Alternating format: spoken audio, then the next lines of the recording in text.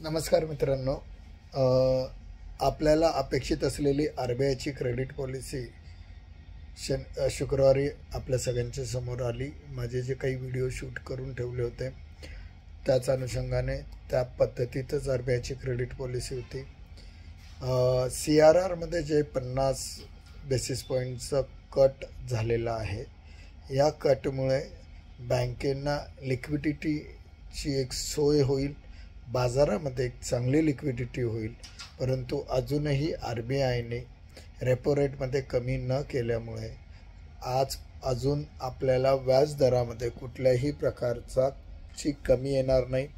त्याचबरोबर जर विचार केला तर आपल्या FDच्या व्याजांवर सुद्धा कमी होणार नाही।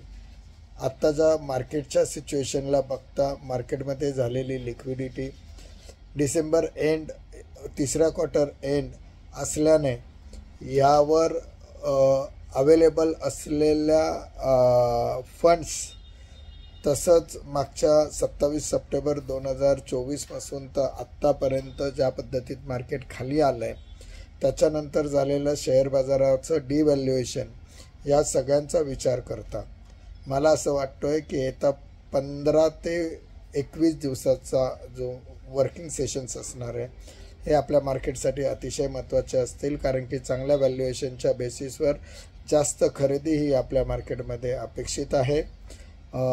ह्याबद्दल डिटेल व्हिडिओज उद्यापासून परत एक सिरीज सुरू करून बोलूच।